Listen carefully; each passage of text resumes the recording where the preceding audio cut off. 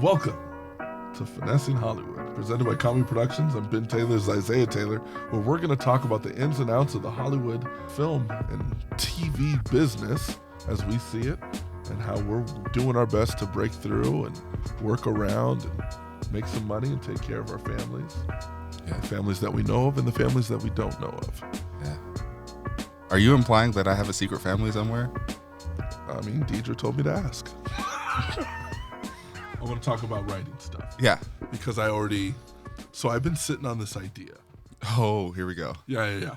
In fact, I've one of my best friends from college, Marcus Lindsay. In fact, Better Movie Maybe podcast that I'm on with him. Nice. Check it out. It's a lot of fun. Shameless plug. Yeah. I'm really crass in that show. So that's not the real me. It's a character. Anyways, so me and him, we've talked story ideas, character ideas since college, back and forth. Mm-hmm. And had this idea of so it's Freaky Friday, right? But what it is it's two homeboys.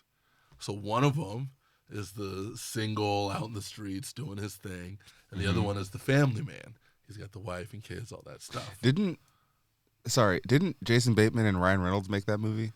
Did they do a movie like that? Yeah, they're like brothers, and they piss into a fountain, and they switch bodies. Oh, they did do that. Yeah. Yeah. So I guess this is like biting out. I mean, it's.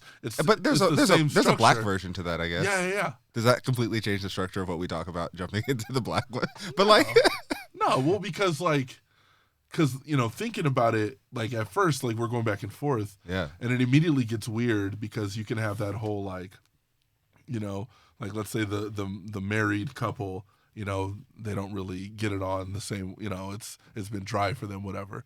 But then the single dude, he's been out there getting his, whatever it is. So then when they flop slides or whatever, so I don't know, maybe the way the homie's acting now, that he's a different guy, maybe the wife's like, what's up? Why are you acting different? Mm-hmm. And then now homie's trying to yo, I can't.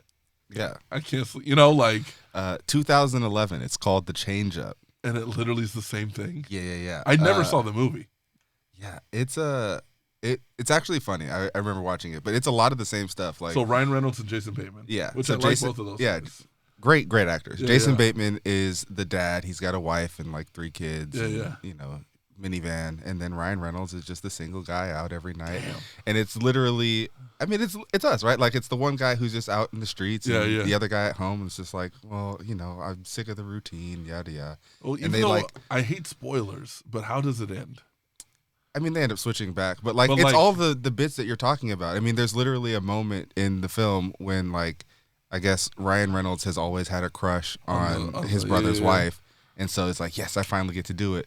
But the hat on the hat is she's a mother. Yeah, she's tired. And so it's yes, we're going to have sex. And then as soon as they get into bed, she's just knocked out. Yeah. And so it's oh.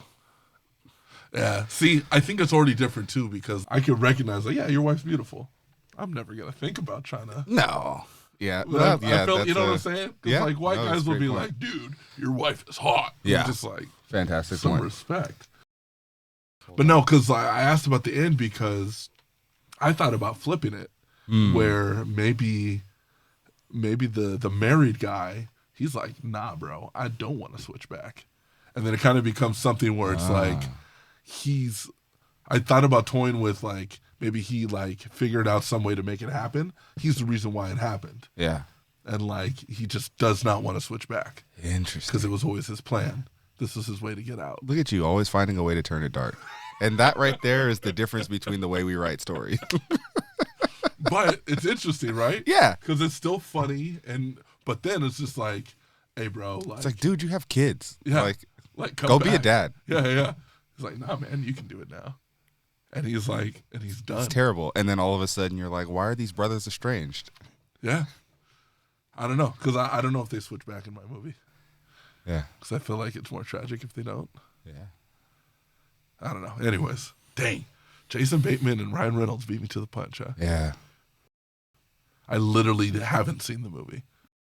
What was the mid-2000s is all of those rom-coms and the mid-budget comedies that don't exist anymore. Man, I miss it. They used to make great movies. Bro, I think that's going to be a key part of the future of film. That's what needs to come back. Is they're gonna have to spend less on one movie and spread that money over several movies. Yeah, get us like 3 solid $20 to $50 million movies instead of one $200 million movie. That's it. You can make an awesome action movie for 50 mil. Yeah, awesome action movie. The John Wick movies do it great. They're not 50 mil. The first 2 were. Were they 50? Yeah. No. The first 2 were definitely lower. It got big in the last because they started going international. They're like 150 now or something. Yeah, but the first couple that proved that you can do it. But then as soon as you start saying like, well, on top of this cast, I'm gonna get Halle Berry. Yeah. Like, your budget goes up with the dogs. Great action. Fire. Yeah. Yeah. The first one was 100. Oh, was it really 100? No, that's John Wick. No, the second one was 40. Yeah. How about that? I can't find the first one. Yeah. No, they didn't. It didn't cost a lot of money. I mean, let's think about it. Like, were they really going to give the stunt guys a huge budget for their first movie? Yeah, the first one was like 20 to 30. Yeah. Because Keanu's not greedy. No, he's not. Like, he literally is not a greedy guy. We need to work with him. Because even the third one was only 75 mil, bro. Yeah. That's good business. Yes. That's quality. I mean, he's probably getting points, but like, of course, that's great business though, because it helps out everyone else. Wow. But yeah, man, no. So like, with that movie, I mean, that idea has been sitting on my wall for like, I don't know, actually years now at this point. Yeah. So I haven't, but it's interesting that you pinpoint like the difference in writing styles. Like I immediately go to, what's something that's a little bizarre. I like fantasy, sci-fi. Mm-hmm. I like comedic moments and stuff too, but I like a dark twist. Yeah, I feel like things go downhill. Like in the old age of storytelling, right? Like the old Shakespeare theater, right? Yeah. There's the comedies and the tragedies. Yeah, I write the comedies and you write tragedies. 100%. Yeah. 100%. Yeah. And then also I write comedies because I like telling jokes. There's that too. Yeah. I mean, I'll write jokes in my stuff. You had a fantastic ass-eating joke in your feature. It's still one of the funniest parts of the whole movie. Because, like, you don't see it coming. That's the whole point. But it still made sense for the character. It does. Man, having my parents in the audience for an opening sex scene in the film. Yeah. I mean, it's not gratuitous. Yeah. But it's 2 naked people in bed. Yeah. Half naked. You know exactly what's happening. You know what's happening. And there's cunnilingus. Yeah. Which, And then I have an ass-eating joke. Yeah. That was an interesting, that was like a maturity moment. Like it was one of those things. It kind of like the first time like you cuss in front of your parents. Yeah, or like you play rap music that's not censored, and you kind of like look at your parents like, "What, are you gonna say something to me? Like, is this it?" I'm sitting in the movie theater like looking back, can I? It was literally. I remember the first time actually playing Jay-Z's the Magna Carta, and listening to it. And my mom is driving, and she's just like, "Is he cussing at me?" And I was just like, "Mom, it's rap, whatever, And then, like, from then on, I think I was, 17, 18, and then she was just like, it was fine. And then I started, like, testing her. I'd play, like, some random, like, show tunes or, like, Broadway music or something. And she'd just be like, this is whack. Like, where's the rap? And I'm just like, yes, we did it. You converted your mother? Yeah. That's crazy. Yeah. That's nuts. It took a long time, but we're here. Yeah, that's never gonna happen with my mom. But actually, like, I get my dark sense of humor and like kind of twisted ideas from my mom. She's the one that kind of introduced me to Twilight Zone and she has a sick sense of humor. Yeah. So this is actually interesting because with my mom, I used to always watch like the Andy Griffith Show and I Love Lucy and stuff like that. We would watch that too at home. But like, even like the Norman Lear comedies, like, Good Times, What's Happening, right? Like, and I'm sure you did too, but like, I wasn't watching the Twilight Zone. So you didn't watch Twilight Zone at home? No, I mean, I did later, but like not as a child, not like that. that was definitely like that's formative thing. Yeah. Well, in like Star Trek was big in our family too. Yeah. I didn't like Star Trek as a kid. Yeah. Because it's just a lot of Yeah, it's the procedural. Just I was bored with it. Yeah. But since being an adult, I've been able to get into it, Mm-hmm. especially because I've always loved sci-fi and we're nerds. That's part of it. Like, so you're gonna end up going back, but yeah, that's interesting. That's interesting. Yeah. Because I definitely do feel like my mom would put on Turner Classic Movies more than she would put on like the I Love Lucy reruns. Like we definitely watched a lot of movies. Oh yeah, no, we owned them on DVD. Yeah. Yeah. Yeah. So that was always on. Yeah. Fat Albert. Yeah. Cosby Show. I think you watched more TV shows than I did. The TGIF schedule was like all me. Yeah. Yeah. See, for me, I loved cartoons. Yeah. And then of course superhero stuff.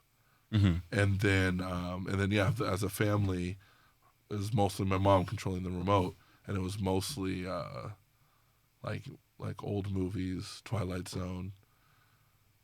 She liked a good comedy, like primetime comedies, but she didn't let me watch them. Oh, interesting. Yeah, she would say, "Go to your room." Oh.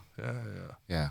I mean, to this day, Cheers is one of my favorite shows of all time. So, like, yeah, that's the kind of stuff that I grew up on. Yeah. Yeah. So, what is it like then, as a writer, as a black writer, to grow up on stuff like Cheers, and then now you're writing stuff? Your stuff could be like Cheers or not, but like, what is it like to kind of have that background and then trying to break into the industry today? I'm allowed. I guess the easy answer is I have conversations with people who are older than me, and I can talk about things and make references that they understand. Okay. So that's already an in. Interesting. And it's a little bit more impressive because one, I'm black and I'm also young.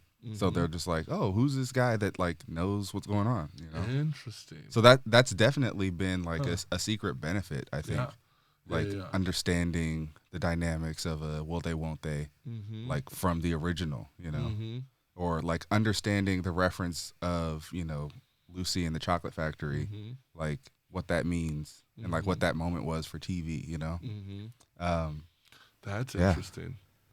Yeah, I definitely, like at that entertainment auction house, they would always talk to me about like different movies, like hot movies from the 70s and 80s. Yeah. That they're like, oh, have you seen this? I'm like, no. And like that was like, it became a running thing of just like, here's your whole list of movies that you need to go see.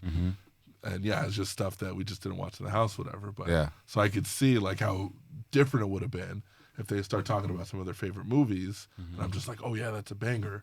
I'm like, what? And like kind of how that could bring you into a conversation. Yeah. Yeah. That's interesting. Absolutely. Yeah. That's definitely been one of the benefits for sure. And then, I'm big on references, not like in like a cheap way, but like, I'll add different moments and things into like some of my own stories that I feel like are nods or homages to something that I've seen before, or like, interesting. In my current pilot that we're trying to gear up to shoot, there's a joke and a reference to How I Met Your Mother, which is one of the shows that I really loved when I was in high school and college. Because those are the things that definitely inspired me, and I know the things that inspired those shows, and it's just kind of respecting the legacy before you. Interesting. Yeah. That's really interesting. Do you find it's difficult to find a path? Especially like you're saying, you're referencing How I Met Your Mother in a script. Like, does that make it hard as a black writer to like get your script read? Like, what's the Venn diagram of black projects that are inspired by How I Met Your Mother? I mean, yeah, not a lot. Not a lot. No, I feel like for me, as far as like just my voice as I've discovered it over the last few years, I try to be authentically black, but in a way that's not off-putting. And I guess that's kind of like how we carry ourselves in life a little bit too, right? Like it's less code switching and more like, I don't know, just being aware. I don't know, maybe it is a little bit of code switching, but like, my characters, use the N-word. But like at the same time, like they're allowed to be a little bit soft and like they watch Bluey, because like, what's wrong with that? Like, why can't three friends smoke weed and watch a child's animated cartoon? You know what I mean? Like, what is the problem with that? Yeah, that's like that show Grand Crew. Yeah, exactly. Or yeah. even Bust Down. Yeah. Where it's like I feel like there's kind of like this world where maybe we are coming into it or coming out of it. I don't know. Mm-hmm. Where like our black characters and black narratives are allowed to like not be typical. Yeah, and I think it's something that speaking of Grand Crew, I know that's something that like Phil Jackson, the creator and showrunner, has had to deal with. Is I have friends that work on that show, and they told me like they would see on Twitter people talking about the show as if black people didn't write it, right? Like that's how it felt. But when you talk to Phil and when you talk to some of the writers, and you just realize like, no, there's just a wide spectrum of like what blackness is and like how we operate within the industry. So like not everyone is, wearing grills and, gold pieces and whatever, but like, some of us like musicals, some of us like rom-coms, some of us like watching kids animated cartoons, like it is that. Yeah. No, I mean, you mentioned before we're black nerds. I definitely feel that as I write like my sci-fi pieces. Like lately, I've been dabbling in horror. A lot of that is just because I'm reading the room when it comes to film industry, indie film. The most lucrative genre for indie film is horror. And then on top of that, there seems to be this hunger on the business side, like a legit like mandate where they're looking for minority-driven horror movies. Yeah. So, anyways, it's an interesting time because I feel like even just 5 years ago, writing a horror movie from my perspective, or I use the term fantasy, that kind of it's not quite sci-fi. It's not quite like it allows you to do things that are weird. There's just not a lot of stuff that plays in that space. Yeah. And outside of like maybe comics and some cartoons and stuff, but live action world, it's like, I don't know. I feel like a lot of times when I just let myself write what I want to write, I feel like I'm trailblazing sometimes. Yeah. You know what I'm saying? No, it's interesting. I mean, we talk about this all the time, right? Like it feels like black filmmakers in Hollywood are only allowed to make thug movies or slave movies, right? And there's not that in between. Yeah. And it feels like anybody doing like black comedies and features is either named Kenya Barris or Tyler Perry. Right. And it's like outside of that, like there's not a lot of opportunity unless you're doing something truly indie, and then, who's seeing it, That's it's so frustrating. It's so frustrating because it's I don't know, the limit is coming from an antiquated source of data that, this is what black people want to see. And it's just like, well, first of all, you weren't even doing proper research back then to get this data in the first place. Yeah. Secondly, it's antiquated. Like there's no real, and I don't know, I get frustrated with kind of big corporate Hollywood because it comes down to marketing. Yeah. Like if you don't believe in a project, or if it doesn't meet whatever your metrics or your data is, you don't put marketing money behind it. And if you don't put marketing money behind it, then it's you not could say make it's money, good or bad. and then it's gonna fail or whatever based off of your standards. Your but you didn't give it standard the of- opportunity to exactly. win. Yeah. And it's frustrating. I mean, I that's one of the reasons why I love just the indie world. And again, going back to like indie horror stuff, I'm working on a script right now that features 4 black women in an apartment, and they're dealing with a supernatural event. And I've never seen anything like that before. That's one of the reasons why I'm doing it. I'm sure you can, all the slashers really. It's for white kids. Yeah. They might mix it up, and maybe one of the kids is handicapped, or maybe one of the kids is gay. But it's just like, or obviously the old trope of if there's a black guy or a black person in a horror movie, they're dying first. Yeah. And so, to bite off the blackening slightly, right? Like I have 4 black women, and it's like, well, one of them's gonna die. Yeah. But you couldn't know who's gonna die first. But it's frustrating that there's a nuance in writing a horror script with 4 black women. Yeah. You know what I'm saying? Yeah. Like that it shouldn't be special. Yeah. But yet it does. It feels. I agree. It feels like with every step you're almost trailblazing in a sense. But I don't know. We're seeing it a little bit with the changes that are happening in TV, and I think that's going to start to translate a little bit more to features. But we're seeing just different voices getting opportunities. Not just Black people, but across all this broad spectrum of diversity that we're seeing creatively. And I just think that it's only going to mean better stories in the long run for all of us. Yeah, for sure. So let's talk about this script that you got, because I want to talk to you about like your process and one, like coming up with the idea, but then like your steps as you get into it, like outlining, or you just open up Final Draft and go. It depends on the project. I've definitely found like it's fairly easy for me to write short films at this point. Yeah. Like the 5 to 10 page. Yeah. Like I can knock those out. Like outline it and all that for that, that to me it feels easier. But yeah, with the features, it just kind of, it depends. It's like that horror piece I'm talking about. I'm writing that, everything I write is always from an artistic space. But if there is a kind of more business imperative behind it, I kind of speed it up a little bit. So I allow myself to write character types. And then just kind of throw them in the scenario. I spend most of my time, I think, on the kind of unique concepts that I'm playing with.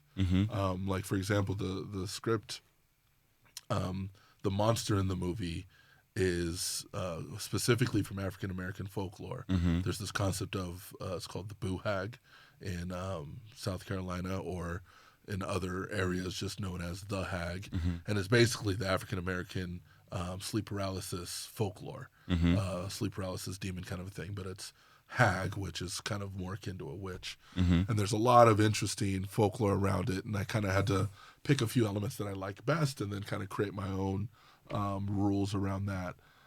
So I spent more time on that, and my story beats were fairly basic, and just kind of dove into it. There are other scripts though where, probably the script I'm most proud of, and it's going to take years to get it made because it's going to cost millions of dollars. It's called The Emissary, and it's kind of my. I'm not saying this to try to sound pretentious, but it's just what I was inspired by. It's kind of my swing at like a Spielberg, E.T. fantasy story. That idea of it's a coming of age for a kid, and they're dealing with this supernatural event, and then they're going to grow and become something better from the scenario. And that scenario, I spent a lot of time diving into character breakdown and really getting to know not just my main character, but the secondary characters and tertiary characters, and then really getting into what themes the character is going to service, and then my B plot and my C plot, and I really got into like the layers of, to get a little bit more specific, I like to do a synopsis, so I'll write out the story just kind of in paragraph beats, and then from there really kind of break into what does my Act 1 look like, my Act 2A, my Act 2B, my Act 3, and then the character breakdowns, and then I just kind of, put things on note cards and kind of put them everywhere, and I'm always constantly looking at things and shuffling things around, and oh, this belongs here, and then ultimately I'll be able to make an outline from that, and then I'll use that outline as a guide more than anything, because once I get into the script, my characters usually tell me what they're going to do.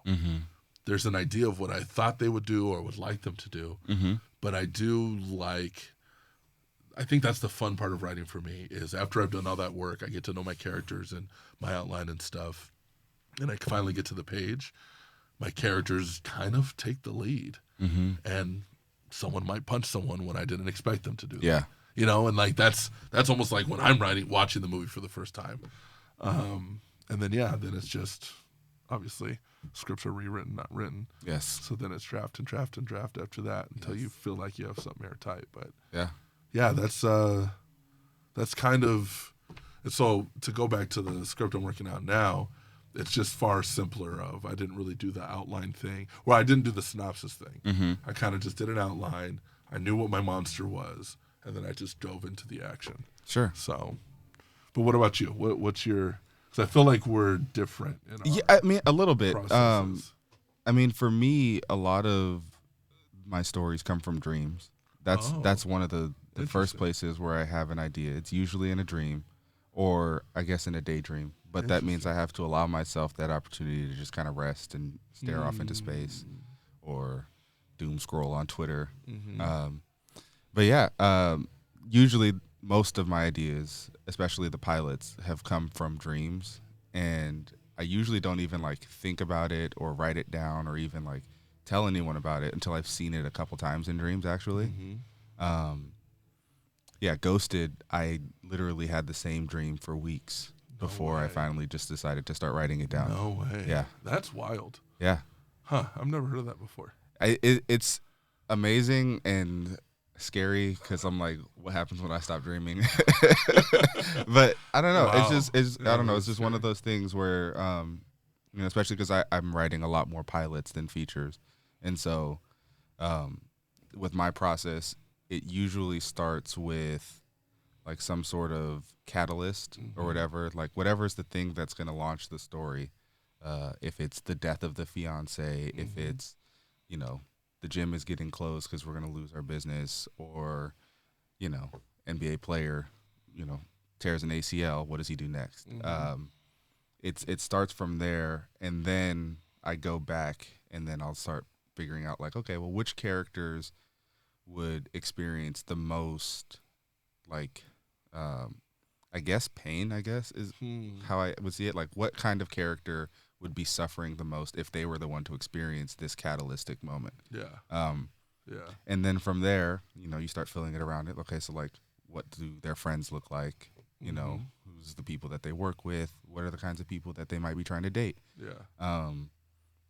And then you start to fill the pieces around them, and then from there, then I'll start to like try and outline like, what does the pilot look like? And in many cases, a lot of the pilots, I mean, they're all different, right? Like some might start, a year into the event has happened, and now we're starting here, and this is just the norm, right? Yeah. In the case of Ghosted. Yeah. Or like say ASC, we find out on Saturday of, this weekend, we're going to lose money.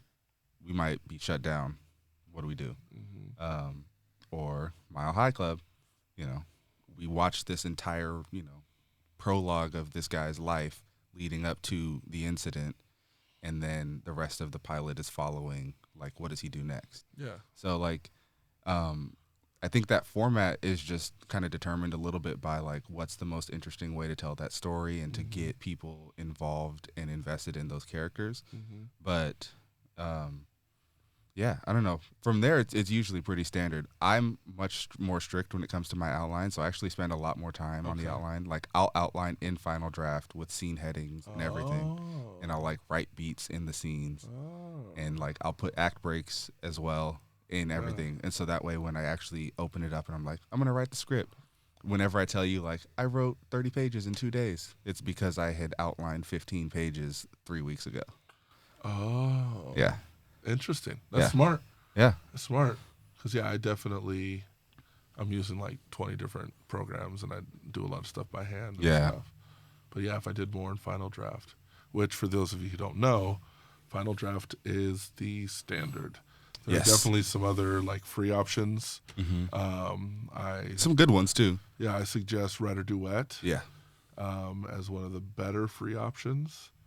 Celtics, I don't know if they've improved it, but I just wouldn't touch Celtics. If you're using it, you literally can download an FDX and upload it into Writer Duet, and that's better. Yeah. Or even download a PDF and Writer Duet is just it's closer to the Final Draft. That's what I used for the first few years until I was able to just buckle down and pay for it. Yeah. Yeah. So but Final Draft is the business. That's dope, man. I think this is a good place to end the episode, I think. Sure. Because I think we can dive into more specifics like... Well, I think I want to spend time on the next one, maybe, like, jumping into the project that we developed together. and a little bit about that process with you and me and Theo, our director. Yeah. And just like how that project came about and like, just the melding of everybody's interests in the perfect way. Yeah. Yeah. I'm into that. Dope. All right. I guess we'll see y'all later. Signing off on the Comcast. On the Comcast? I don't know. Not bad. I mean, it's, I'm going to keep troubleshooting names. Yeah, I mean, we might use them all. Who knows? Just every episode is a new title. It's just a bunch of different shows with one Welcome episode. back to Beards and Babies. That's stupid. It just doesn't make sense. Yeah. All right, we're done. All right, let's do it.